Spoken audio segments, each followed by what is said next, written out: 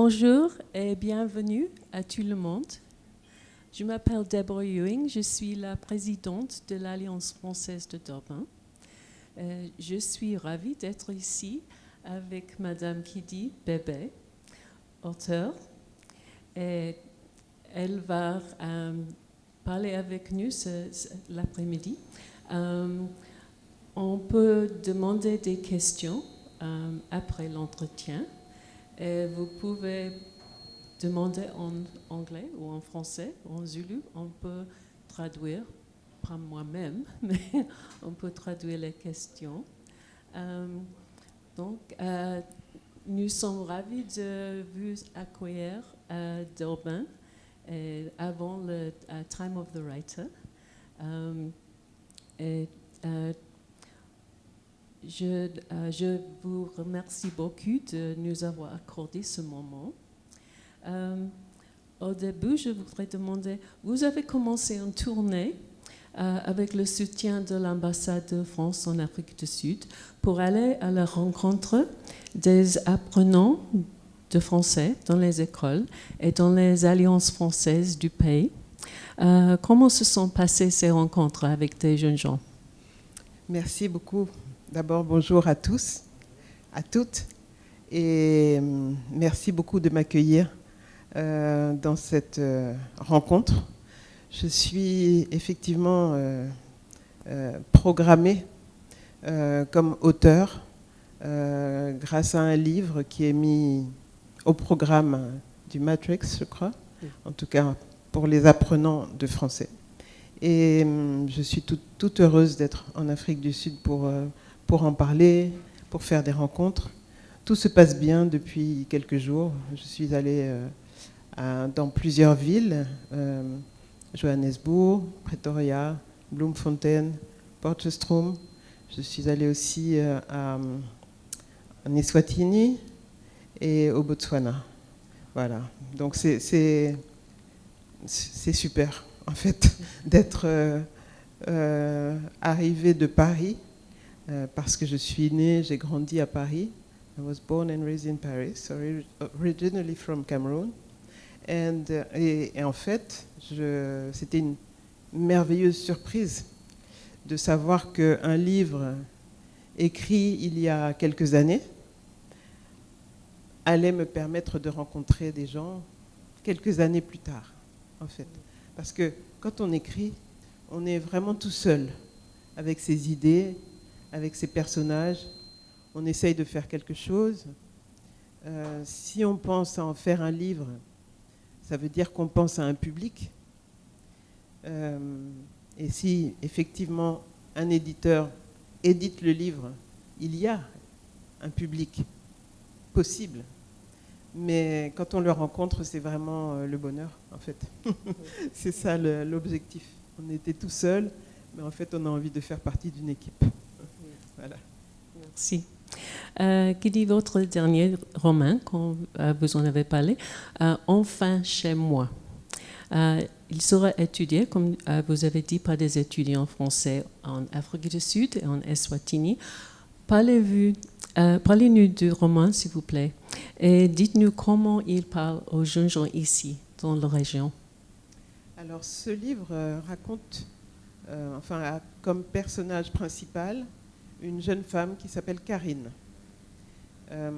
qui vit un moment symboliquement très fort, très important dans sa vie, qui est qu'elle a réussi, enfin, après des mois où elle a mis de l'argent de côté, elle a réussi enfin à acheter un appartement.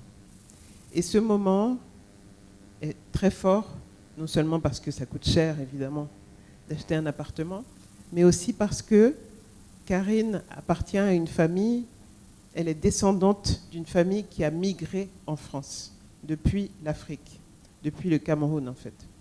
Et donc, elle se rend compte que, symboliquement, c'est un pas, c'est une installation qui se confirme dans ce pays, la France.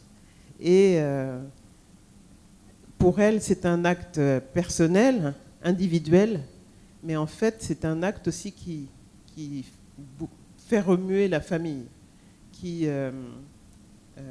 interroge la part d'elle-même qui est plus du côté de sa communauté africaine, alors qu'elle voudrait s'installer un peu de manière plus individuelle. Voilà. Donc le livre raconte la transition, ce moment symbolique, et la transition, le tiraillement de Karine, qui d'ailleurs s'appelle en réalité Karima, mais c'est peut-être son envie de plus s'intégrer encore à la société française qu'elle exprime avec le prénom Karine. Donc c'est cette transition qui est racontée dans le livre. Merci. On va rentrer au sujet d'appartenance un peu plus tard, mais vous avez écrit de nombreux ouvrages à jeunesse. Ils vont d'une série sur un vampire adolescent à une biographie de Miriam Makeba. Parlez-nous de votre rencontre avec cette figure emblématique sud-africaine. Alors, en fait, Miriam Makeba, cet album sur Miriam Makeba fait partie d'une collection que j'avais créée avec l'intention de garder pour les plus jeunes, pour les enfants, la mémoire des grandes figures africaines et des descendants du continent africain. Je me suis aperçue que très vite, on pouvait oublier en fait qui avaient été les grands noms de ce continent et que si un enfant n'avait pas l'occasion d'entendre une chanson de Miriam Makeba, par exemple, et d'avoir un adulte qui allait lui dire « Tu entends cette femme ? Voilà, c'était Miriam Makeba. Elle était une chanteuse extraordinaire qui a été appelée Mama Africa parce qu'elle chantait dans le monde entier au nom de l'Afrique. Elle a défendu l'Afrique du Sud. Elle a défendu la cause des Noirs des États-Unis. Et finalement, elle avait une dimension internationale. Si un enfant n'a pas l'occasion d'entendre un adulte dire ça, il peut tout à fait passer à côté de cette histoire culturelle qui est pour moi très importante. Miriam Makeba, elle était importante pour moi aussi parce que je l'ai écoutée.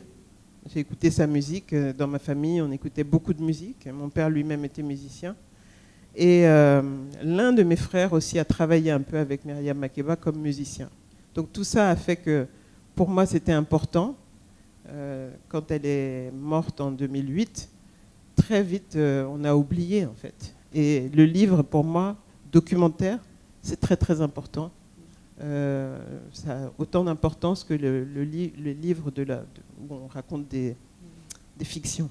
Voilà. Pour moi c'est important de marquer le temps et d'avoir des références. Et parler de le doigt humain à l'histoire, notre voilà, histoire partagée. C'est ça. Mais l'histoire de l'Afrique, je trouve, n'est pas seulement une histoire d'hommes politiques. Il y a l'histoire culturelle, il y a l'histoire de la musique, il y a l'histoire du sport. Et il y a toutes ces figures qui, je trouve, sont importantes. Et c'est d'autant plus important aujourd'hui pour les jeunes africains de savoir qu'il y a eu toutes ces figures qui ont précédé leur venue sur Terre, quoi. Il n'y a pas que les figures du monde occidental. Nous avons travaillé avec l'Alliance française de Durban à la création d'une lecture musicale de votre roman Mondrian pour une guitare, traduit en anglais et disponible en e-book. Ce roman reprend votre histoire familiale et met en lumière le parcours de votre père, le musicien Francis Bébé. Quelle est la jeunesse de ce roman? Alors, en fait, mon père était en effet musicien, il était aussi journaliste et il était aussi écrivain. Et il faisait partie de la génération qui a connu la colonisation et ensuite les indépendances. Et il faisait partie de ces gens qui, dans les années 60, 70, réfléchissaient énormément à l'avenir de l'Afrique et à ce que, à partir des indépendances, les Africains pouvaient faire de leur propre continent. Comment ils pouvaient lui redonner sa place dans le monde, sa dignité. Et quand mon père est décédé, c'était en 2001, j'ai mis un peu de temps, mais un décès, souvent, ça pousse à se rappeler un peu la vie, évidemment, de quelqu'un. Et je me suis rendu compte qu'il y avait des questions que je ne pourrais plus lui poser. Mais j'ai eu envie de raconter, justement, à travers lui, un peu cette génération de personnes qui avaient pu faire des études et qui se trouvaient à cette bascule de l'histoire et qui réfléchissaient à leur propre vie et à leur propre carrière, mais surtout de manière plus collective au devenir de leur continent, qui s'en sentaient responsables. Donc c'est ça que j'ai essayé de raconter. Au début, je voulais en faire un livre très très près de la vérité. Et puis, je me suis aperçue que, en fait, je n'avais que ma version de l'histoire. C'est-à-dire que, vous voyez, ici, ce soir, on est ensemble. Votre version de l'histoire, c'est que vous me voyez, vous voyez mon t-shirt, vous voyez mon pantalon. Ma version de l'histoire, c'est que je vois vos pantalons, vos vêtements. Et on aura toujours, même si on vit le même moment, on aura toujours une manière de le regarder à nous. Peut-être que quelqu'un parmi vous est en train de penser à quelque chose qui se passe à l'extérieur. Peut-être que si une fenêtre était ouverte et qu'une mouche arrivait, peut-être que son attention serait attirée par la mouche. Vous voyez ? Et qu'on n'entendrait plus vraiment, on s'intéresserait plutôt à la mouche. Ce que j'essaye de dire, c'est que quand j'ai voulu écrire ce livre, on est 5 frères et sœurs dans ma famille. Et en fait, j'ai interrogé mes frères et sœurs sur certaines choses que nous avons vécues ensemble quand nous étions enfants. Et il y a des choses dont ils ne se rappelaient plus. Et moi, certaines dont je me rappelais. Et certaines choses aussi, on s'en rappelait ensemble, mais pas de la même façon. On pouvait dire, je ne sais pas moi, il a dit ça, mais non, il n'a pas dit ça, il a dit le contraire. Ou bien c'était rouge, mais non, c'était bleu. Ou bien c'était le matin, mais non, pas du tout, c'était la nuit. Vous voyez ? Et donc, on se rend compte qu'il y a la part d'émotion et de sensibilité personnelle qui se passe toujours quand on essaye de se rappeler quelque chose. Donc, petit à petit, j'ai fait un roman de la vie de mon père et de ma famille. Voilà. C'est comme ça que ça s'est passé. L'appartenance à plusieurs cultures est au cœur de ce roman. Désolée. L'appartenance à plusieurs cultures est au cœur de ce roman. D'après vous, le travail d'écriture, comment permet-il, le cas échéant, de résoudre le conflit d'appartenance? Alors, moi, je suis toujours étonnée parce que la plupart du temps, quand on parle du fait d'appartenir à plusieurs cultures, on parle de conflit ou de tiraillement. Qu'est-ce que ça fait d'être un peu ceci, un peu cela? Pour moi, on est riche de ça. C'est pas... Alors, je ne dis pas que c'est toujours comme ça. Je pense que ça m'a pris du temps de me rendre compte et de ne plus vivre les choses comme un conflit. Mais je crois quand même que ça fait longtemps que j'ai perçu l'intérêt, enfin la richesse que me donnait le fait d'être originaire du Cameroun et de vivre en France. Pendant assez longtemps, petite, on me demandait des choses sur le Cameroun ou sur l'Afrique, parce que les gens ne faisaient pas la distinction entre un pays et 54 pays. C'était tout le continent. Et donc, moi, j'essayais de répondre à ces questions. Mais en fait, ce qui est intéressant, c'est de montrer qu'on est tous multiples, on est tous pluriels, on a tous des cultures mêlées, en fait. Ce n'est pas parce qu'on vient d'un autre continent et qu'on vit dans un autre qu'on n'est pas plus complexe que les autres. Voilà. ce qui est intéressant, c'est de se dire que justement, on a tous toutes sortes de richesses qui nous habitent et c'est aux autres de comprendre ça. Ce n'est pas à soi d'essayer d'être conforme à une attente. Donc oui, mes personnages vivent ça, parce que quand on était petit, donc, on était un peu l'une des rares familles dans les années 70, on va dire, soit milieu des années 60 et 70 à Paris. On était les Africains du quartier, quoi, de l'immeuble et de l'école.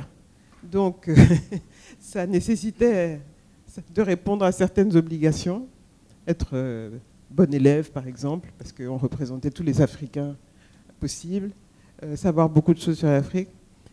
Mais il y avait une chose qui m'a sans doute poussé à écrire des histoires, c'est qu'on avait le Cameroun à la maison. C'est-à-dire que mes parents parlaient la même langue, le Douala, et ils nous ont communiqué cette langue. Et donc, 5 enfants plus 2 parents, ça fait 7 personnes. On était 5 locuteurs de français, de Douala à la maison.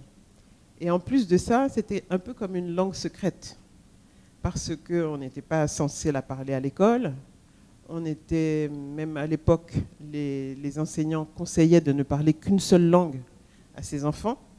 Et donc, quand on sortait de la maison, on parlait français, et quand on rentrait dans l'appartement, on parlait douala. Mais parfois, à l'extérieur aussi, on se servait de cette langue pour nous aussi parler des gens.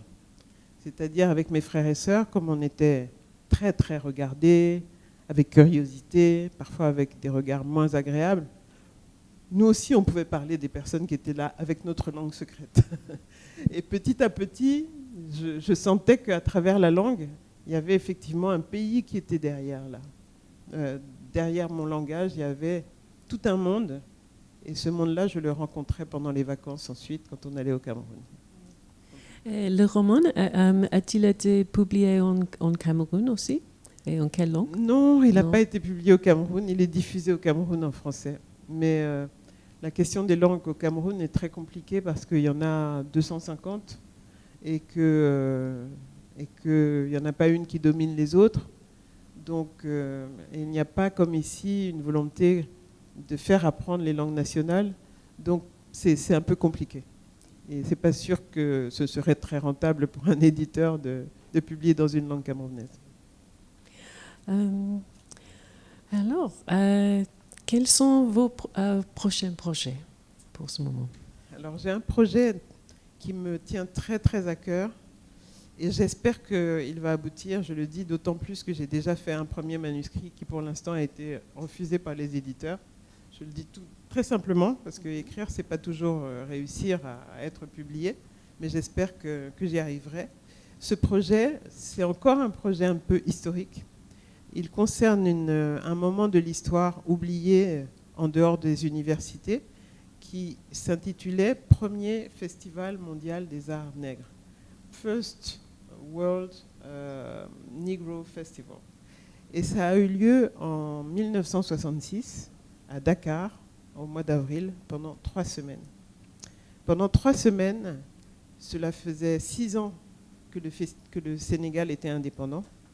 Le président de la République, Léopold Sédar Senghor, décide d'inviter ce qu'on appelait le monde noir à l'époque, culturel, à Dakar, avec cette ambition. Pendant 3 semaines, on va entendre de la musique, on va voir de la danse, on va voir de la peinture, de la sculpture, du cinéma, du théâtre. Tout ce que le monde rassemble d'Africains et de descendants des Africains va venir à Dakar. Et il a réussi à en faire un événement mondial où il a fait venir des personnalités comme Joséphine Baker à l'époque, comme Duke Ellington, le jazzman américain qui pour la première fois est allé sur le continent africain. Il a fait venir les ballets de Elvin Ailey. Il a fait venir Picasso qui a donné un tableau pour la tombola. Et parfois, je me dis toujours, comment est-ce qu'avec juste un ticket de tombola, on se retrouve avec une peinture de Picasso? pas mal quand même. Et donc, c'était un moment d'effervescence et de fierté très grand et qui me fascine beaucoup. J'essaye d'en faire un roman parce que j'ai remarqué sur les documents, les photos de ce moment-là, eh bien, il n'y a pas beaucoup de femmes, tout simplement. Donc mon angle, c'est de raconter l'histoire d'une femme et ce qui se passe pour elle pendant ce festival. On l'attendra avec impatience. Je voudrais vous inviter de poser des questions pour Kidi. You can please feel free to ask questions if you want to ask in French or English or in Zulu, any other language that we can translate. I don't know if we have a roving mic, but otherwise I can pass this one. Oh, okay, we do. Okay. Yes, Jaco.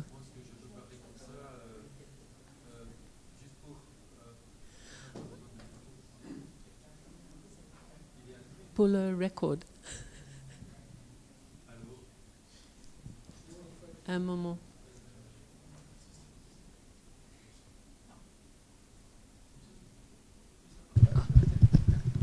Ah, ok. Oh, c'est un peu trop fort.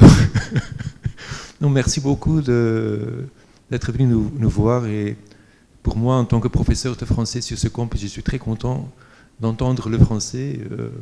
Quelqu'un qui nous amène le français. Bon, je sais que vous pouvez aussi nous amener le doigt là. Et je suis très content que vos parents vous aient passé cette langue. Je pense que ça a dû être un exploit pour eux d'assurer le passage de leur propre langue à leurs enfants en France.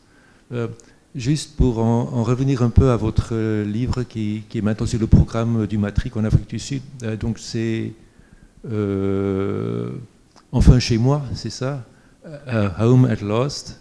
Je voulais juste savoir si, bon, on est tenté de penser qu'il y a quand même une grosse part autobiographique dans ce roman. Est-ce que ça veut dire en quelque sorte que vous-même, peut-être au moins au moment où vous écriviez le roman, que vous aviez l'impression d'être aussi arrivé chez vous? Donc, et est-ce qu'à un certain moment, vous avez peut-être eu l'impression que vos origines africaines étaient une sorte d'obstacle bon, mais juste la partie autobiographique, quoi, la part entre l'autobiographie et peut-être la fiction, voilà, c'est ma question. Oui, merci pour cette question. Le livre a été inspiré d'une part par le fait que je savais qu'il y avait une collection qui se créait, qui s'appelait Monde en VF, Monde en version française, et parce que je connaissais la directrice de cette collection, et je lui avais dit, si j'ai une idée qui me vient, je t'en parlerai. Et d'autre part, en effet, la scène du début, en fait, c'est une chose que j'ai vécue, cet achat de cet appartement après avoir beaucoup économisé et être allé voir un banquier, parce qu'en fait, c'est le banquier à qui ça appartient pendant un certain temps en réalité.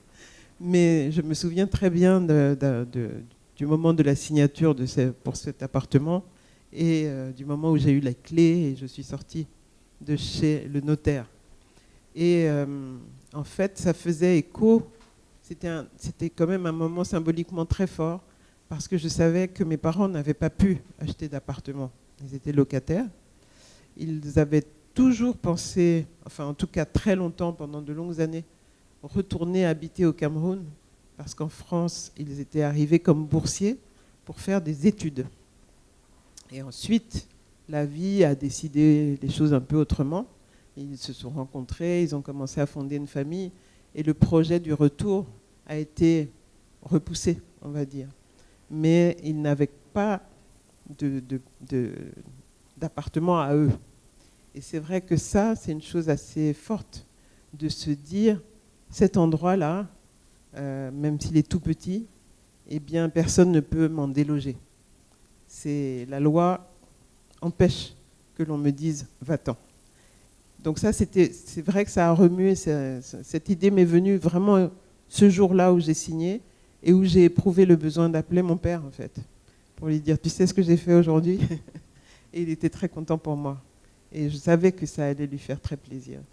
Il se trouve que moi, avec mes 2 parents camerounais, qui d'ailleurs n'ont jamais eu la nationalité française, mon père est décédé, mais ma maman a toujours une carte de séjour, je suis donc née moi-même camerounaise en fait. J'avais un passeport camerounais enfant jusqu'à l'âge de la majorité.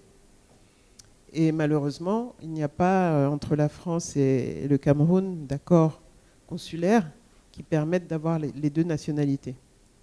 Donc j'ai découvert, parce que je n'étais pas très au courant de la loi en fait, j'ai découvert à mes 18 ans, en voulant avoir un visa pour aller en Italie, que je n'avais plus besoin de visa pour aller en Italie parce que j'étais française. Ça avait changé, mais ça ne changeait quand même pas forcément le rapport à l'administration, ça ne changeait pas forcément le regard des gens qui pensent parfois que face à eux, ils ne sont pas face à une concitoyenne, mais face à une personne venue d'ailleurs. Parce que la France, disons, la France hexagonale ne se vit pas comme appartenant à plusieurs continents, alors qu'elle est présente sur plusieurs continents.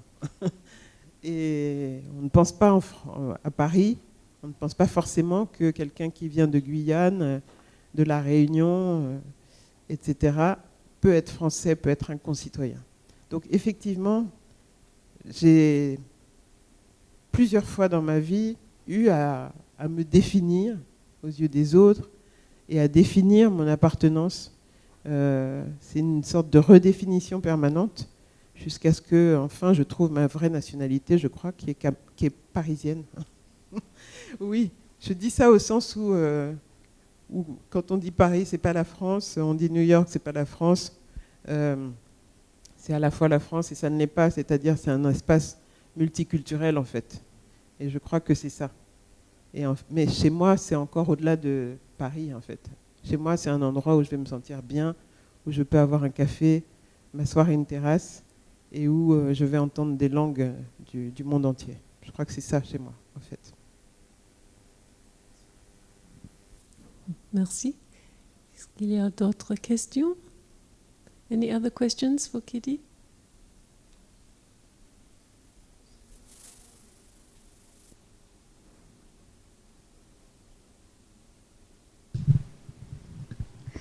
Bonjour. Bonjour. Bonjour Madame Kitty.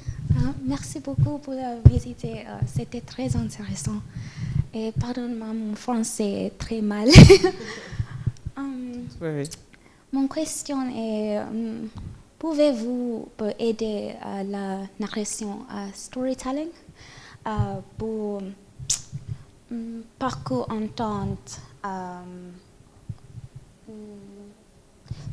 différents les peuples en different pays. So, how do you think that storytelling can connect people from different cultures and help them understand each other, especially those in different countries?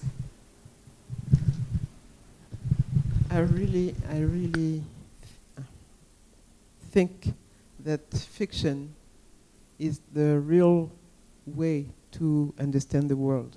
For me, I'm a journalist too. I should trust information and facts, but I noticed that usually when I listen to something which is really serious, which happens in the world, I need a kind of, how do you say, a sas, a period to think about it. And sometimes I need to understand the facts through the destiny of people. When you say there has been an earthquake somewhere, 4,000 people died, it's one thing. But when you say, Farida, your friend, or Farida, 14 years, was in the earthquake, and now she's in a hole waiting for someone to listen, to hear to her voice. And it's different. And for me, storytelling, writing fiction, it's not a question of fiction is not about truth. It's about, comment on dit, vraisemblable. On n'essaye pas de dire la vérité, on essaye de dire des choses qui ressemblent à la vérité. Yes, realistic. And I think it's stronger for me, for my sensibility, to feel people and to feel situations through fiction. For example, I remember in 1994, where the genocide in Rwanda happened, I simply couldn't hear the facts. I couldn't understand. I was really lost between Hutu and Tutsi and the situation and so on. And then 2, 3, 4, maybe 10 years after, I began to read African fiction about that. One from a Guinean writer called Tierno Monenembo, who wrote the eldest of the orphans, which is about a young boy who lives in the street and who explains his story and how he happened to go in jail. And he tells the story, and he was in a real family, and he had parents, and then he got lost because of the genocide. And through his eyes, we see how it could be, how the situation is happened, and what happened to him. And it's a way for me really very strong, but maybe it's only a question of sensibility and personality, maybe, I don't know. I think we need all those things. And also, there is something pacific in reading, you know. I feel that you go in sort of cave, and it's just your book, the words and you share something, and voilà. I need it. Thank you for that. Merci. Please. Bonjour madame, excusez-moi. Je voudrais savoir si vous avez le roman que vous pouvez dire c'est votre préféré. Également, je voudrais savoir si... Excusez-moi. Je voudrais savoir, puisque vous avez voyagé dans toutes les villes en Afrique du Sud, est-ce qu'il y a une ville que vous pouvez dire c'est plus belle pour vous? C'est très différent comme question.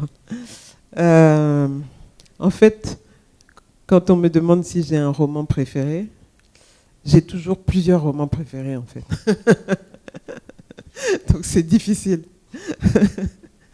Mais j'ai des souvenirs de lecture très forts. C'est ça que je trouve magique dans la lecture en fait, dans la fiction, dans le livre. C'est que parfois, c'est pas on choisit un livre, mais en fait c'est le livre qui vous choisit. C'est parce que à un moment donné, tout à coup, il est là pour nous quoi. Il nous raconte quelque chose de nous. Il y a un auteur français que j'entendais récemment à la radio qui disait « Quand on lit un livre, c'est comme si on complétait notre histoire. Le livre, il vient compléter une histoire personnelle. » Et il y a un livre en particulier de Gabriel Garcia Marquez, 100 ans de solitude. J'avais lu ce livre, j'avais peut-être 16 ou 17 ans.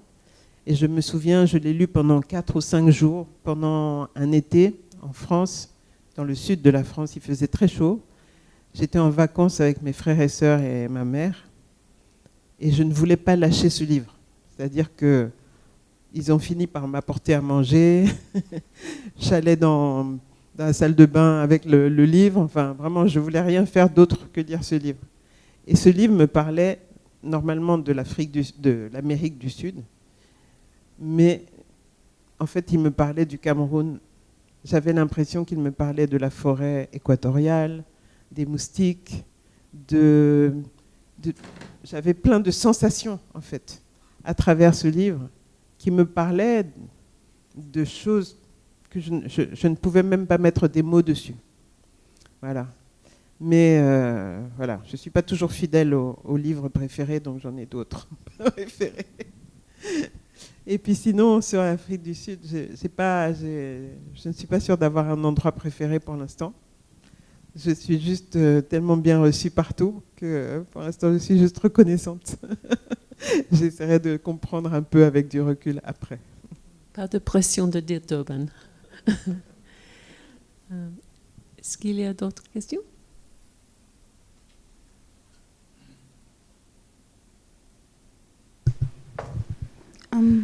Bonjour madame, j'espère que vous allez bien. My question is there a particular author, book or experience that had a significant impact on your writing style or your outlook on literature?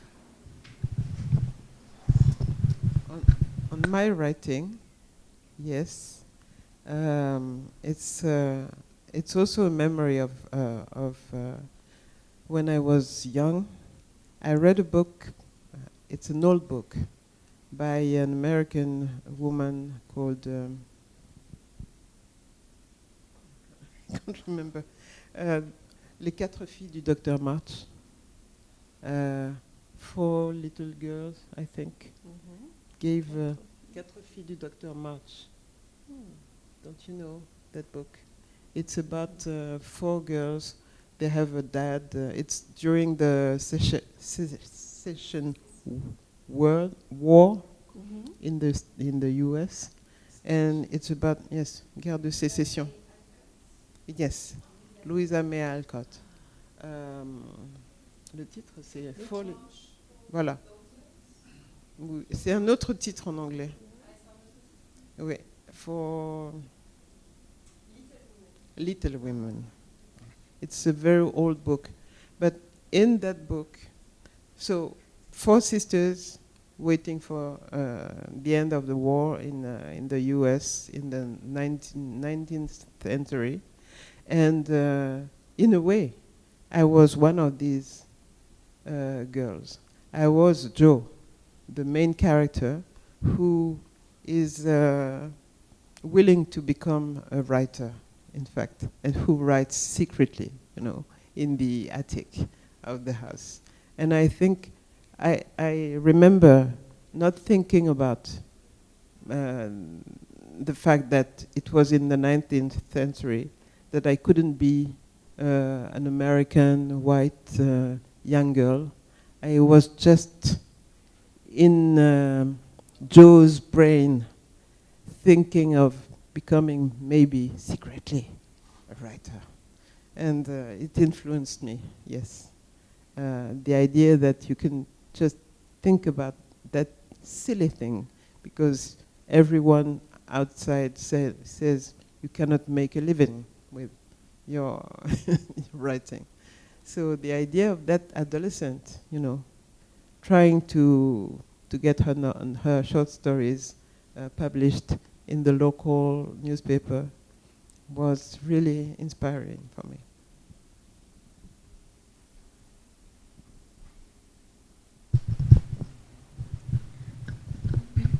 Madame, earlier when you were responding to my previous question, you mentioned diving into African literature for the first time a few years ago. Pensez-vous qu'il y a des différences entre la littérature française et la littérature africaine ou les auteurs? Yes, of course, there are differences. The history of that literature, African literature, is different. The topics are different. But I think that's what is inspiring too. What is inspiring is that if you are willing to write, maybe you are willing to write, are you?